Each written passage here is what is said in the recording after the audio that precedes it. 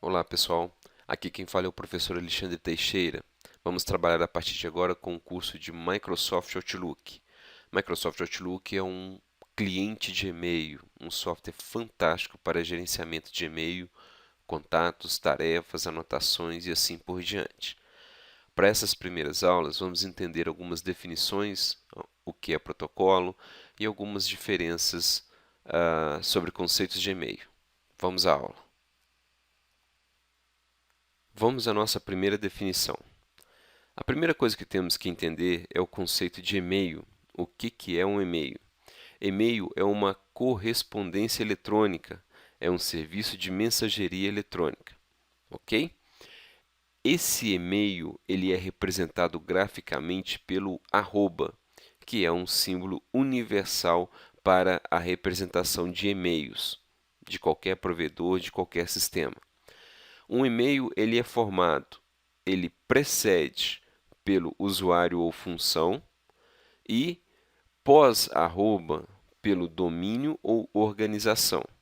Esse exemplo aqui eu tenho um usuário Alexandre L.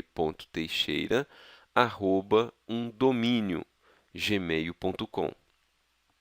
Outro exemplo aqui, eu poderia citar, por exemplo, um e-mail informática@minhaempresa.com. Informática seria a função, minhaempresa.com seria a organização, tá certo? Lembrando que o domínio é um nome que você compra e registra, ou então você faz o uso de domínios do tipo gratuito, que tem vários na internet. O Gmail é um deles. Quem que controla e-mails ou controla a internet no contexto geral? No Brasil, o controle era efetuado pela Fundação de Amparo à Pesquisa do Estado de São Paulo, a FAPESP, passando a ser denominada Comitê Gestor da Internet no Brasil, que é o CGC.net. No exterior, existem vários órgãos aptos a fazerem registros, pois o sistema é terceirizado. Todos os registros, porém, depois de feitos, são centralizados no órgão do governo americano, chamado ICANN.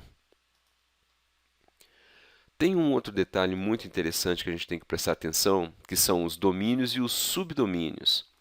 Por exemplo, eu registrei o domínio teste.com. Eu posso criar subdomínios, por exemplo, informatica.teste.com. Isso é muito utilizado, principalmente para órgãos de governo, instituições não governamentais e assim por diante. Um exemplo, para um e-mail, para esse domínio teste.com, eu criei aqui, ó, contabilidade@teste.com. Eu poderia criar um subdomínio chamado informática para o teste.com.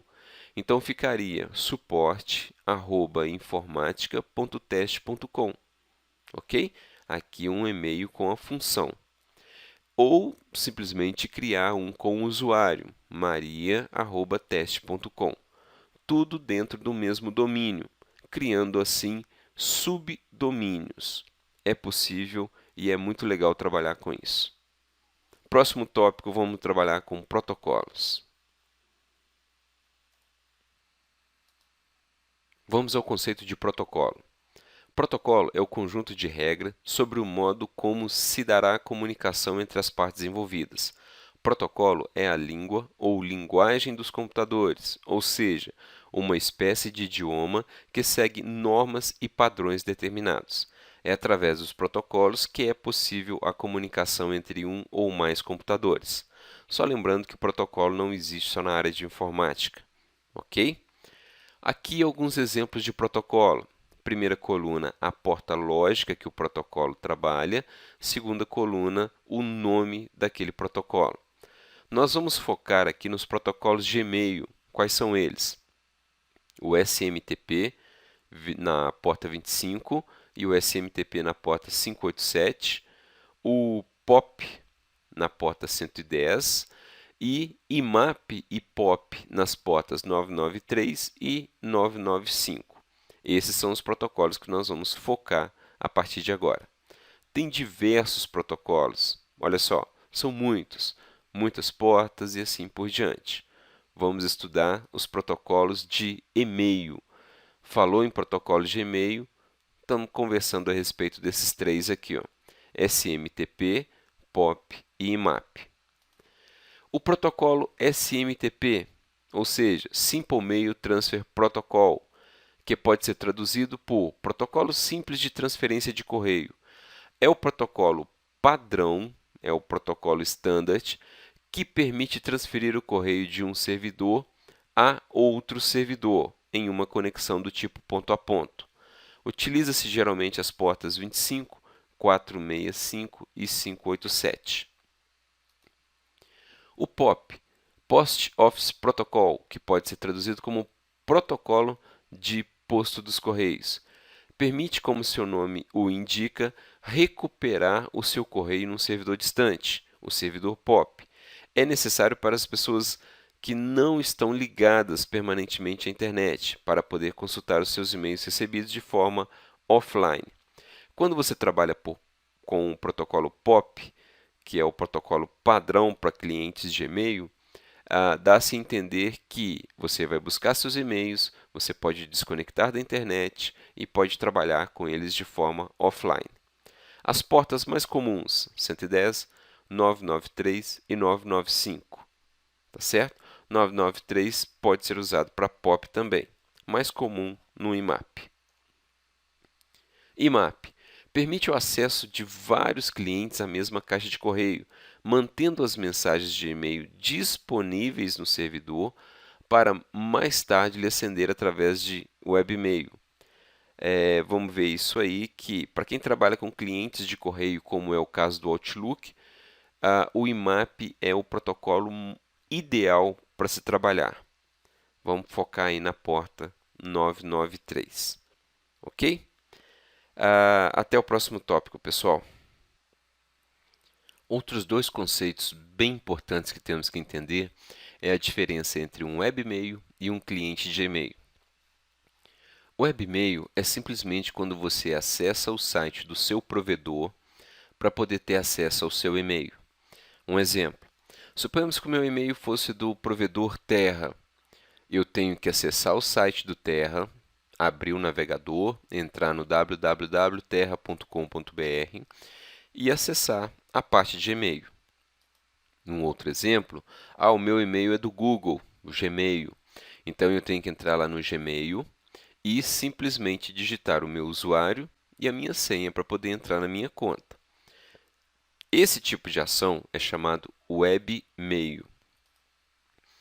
No caso de clientes de e-mail, é quando eu uso um software, um programa, tá? Independente se é no celular, no computador, em qualquer situação, para poder gerenciar os meus e-mails.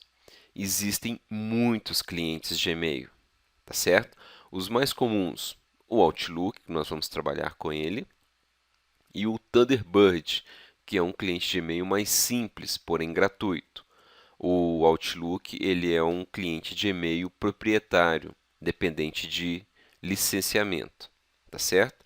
Um outro exemplo bastante interessante aqui é o exemplo do IncrediMail, para quem gosta de animações e esse tipo de situação. É muito bacana esse IncrediMail, tá certo? Muito simples, porém bastante eficaz.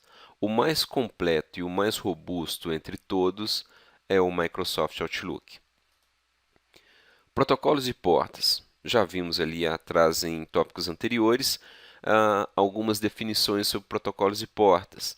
Aqui apenas para exemplificar. Na próxima aula nós vamos estudar as configurações do Outlook, vamos precisar bastante desse tipo de informação. Por exemplo, o meu e-mail é do provedor Gmail, então eu tenho que saber quais são as configurações e o tipo de serviço que ele oferece. Por exemplo, o Gmail oferece serviços IMAP e POP. Eu tenho que saber o servidor, tenho que saber qual é a porta e se usa criptografia. No caso do servidor de envio, o SMTP, a mesma coisa, eu tenho que saber quais as portas e se usa criptografia ou não. Se você fizer uma configuração desse tipo de forma errada, você simplesmente não vai conseguir gerenciar seus e-mails a partir de um cliente, tá certo? Por exemplo, olha só, coloquei aqui o Yahoo, que oferece o serviço POP e o serviço SMTP, e o Hotmail, agora o Outlook, né, popularmente conhecido como Outlook, que oferece o serviço POP e o serviço SMTP também. Ok? Até a próxima aula, pessoal. Bem, pessoal, nessa aula entendemos aqui as principais definições, conceito de e-mail, como é formado o e-mail. Estudamos também a respeito sobre os protocolos, principalmente sobre os protocolos de e-mail, tá certo? Vimos as principais diferenças entre webmail e clientes de e-mail. E na próxima aula agora vou estar mostrando a interface do programa e vamos começar com a parte de configuração do programa. Até a próxima aula, pessoal.